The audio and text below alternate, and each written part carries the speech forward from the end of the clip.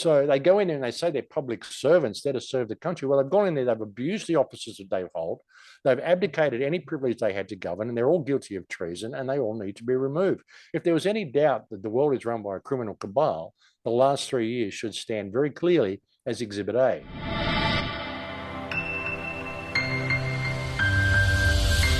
So what would be some of those tools that you would share with someone that's listening that feels like they have a voice, but they're afraid to speak up because they don't want to have to deal with that being demonized?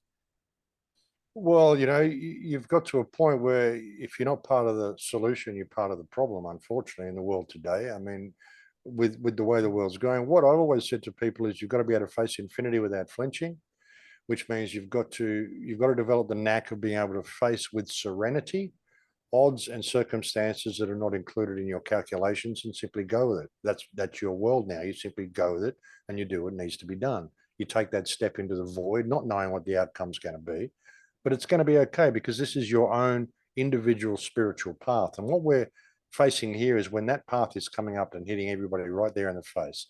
This is your own choice. If you think of the world as a collective consciousness, I've often looked at it this way. If you think of when I look at the world, I think of one universal consciousness, and we're all simply different frequencies of that consciousness. You're a thought in the mind of God, if you will.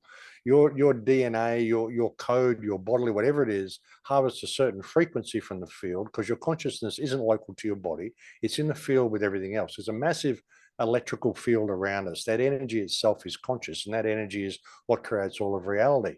You draw one frequency of that into your body. I draw one frequency into my body to experience the world as Max. You experience it as Jason. But ultimately, it's a single conscious interfacing with itself. When you think of this as the mind of God, there's certain baggage that needs to be removed. Well, how do you do that? You give people the choice to get themselves out of the picture, which is what all this is really about. I mean, this is a spiritual battle more than anything. Those people who take the jab, who vilify you for not taking it and all that sort of stuff, that's their spiritual path. And at the end of this, they're going to leave this world alone the way they came into it. You're going to leave this world alone the way you came into it. The only certain part about life is death. That's guaranteed. As Jim Morrison said, no one here gets out alive. It's about what you do with that information. It's about whether you pass this exam. It's ultimately your journey, even with trying to wake people up. The only reason I'm really concerned with waking people up is so there's that level of consciousness that makes it through to the other side, that is able to carry the message of what happened at this time, because the people in the future are going to have no reference point for freedom. They're going to have no reference point for anything. And it's up to the individual to do that. And it's your individual path. I mean, I'm not really concerned if people want to take the jab and they want to go and do all that stuff and they want to attack me for having my opinion. That's okay. They can do that because ultimately it's my path through this realm. And all I take with me when I leave this realm is my path, the information I've gathered, how I've been able to maybe perhaps change the world or make it a better place because I existed, the breadcrumbs I've left should I return again. If reincarnation's real, I come back, I'm sure I'll be attracted to the works of Max Igan, and that might help me a little bit way along the path. So perhaps there's selfish reasons as well, But ultimately, it's my path. It's your path. It's everybody's individual path through this realm. It doesn't matter what other people think. What matters is what you think. What matters is what you take with you and what you leave behind, your legacy and the knowledge that you take back to source. And like I said, if the mind of God was somehow infected or polluted and needed purification, well, that's what we've got here. It's like soul purification.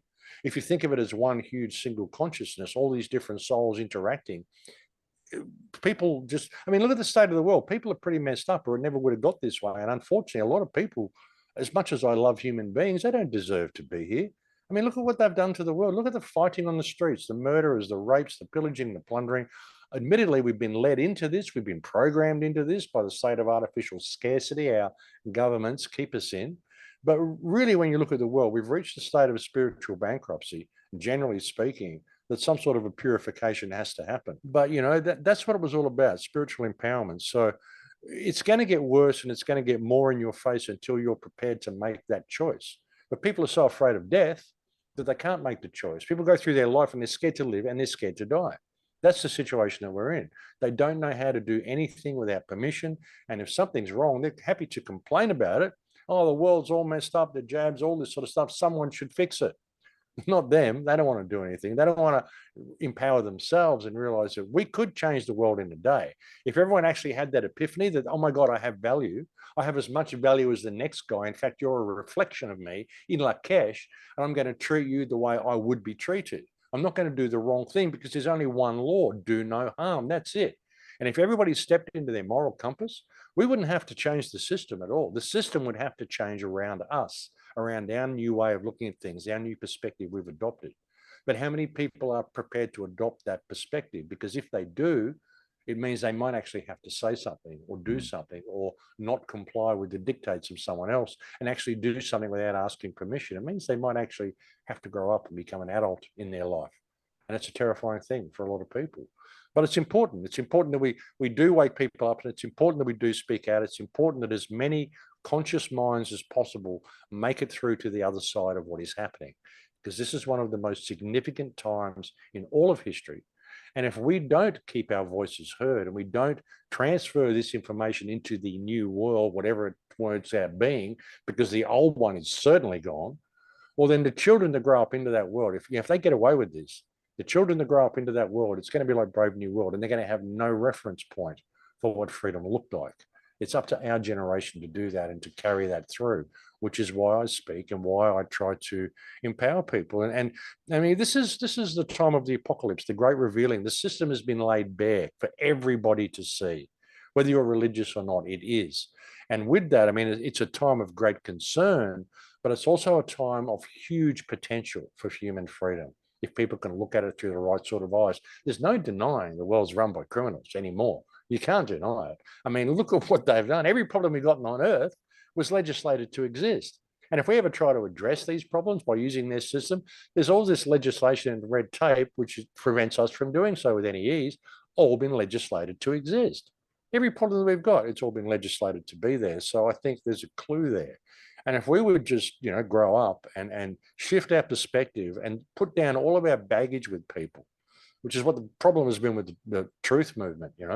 I've said to people, it's not really a truth movement. It's a whole bunch of people arguing over their belief systems, because people will go down one rabbit hole, they'll adopt a belief system, and they'll apply that to everything else they look at. If it doesn't fit in with that, well, they'll discard it.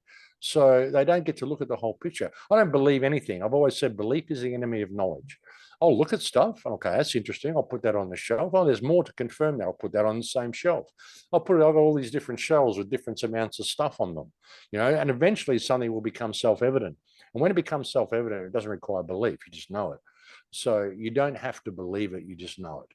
And just be open to things and stop judging people if they believe something different to you. Put down all your baggage with people.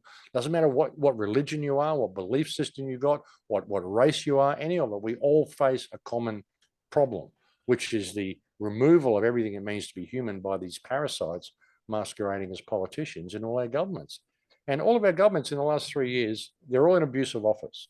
Abuse of office. This is a politician going into office. Justin Trudeau has used the office of Prime Minister to delegate himself powers that are not entitled to via that office. That's called abuse of office. This is the worst crime a politician can commit. There isn't a government on earth which has not abdicated its privilege to govern, because it is a privilege for a politician to get in there and claim he represents the people and to run the country and to dictate what other people must do. This is an enormous privilege. So they go in there and they say they're public servants there to serve the country. Well, they've gone in there, they've abused the offices that they hold, they've abdicated any privilege they had to govern, and they're all guilty of treason, and they all need to be removed. If there was any doubt that the world is run by a criminal cabal, the last 3 years should stand very clearly as Exhibit A.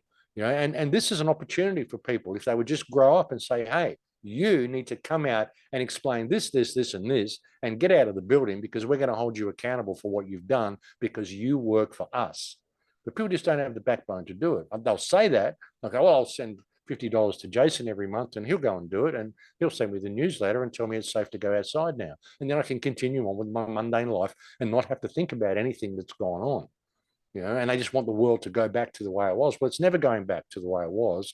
It's going into a complete, smart, digitally controlled dystopia if people do not rediscover themselves and stand up and make a difference while they still can. It's imperative that people grow up, brother.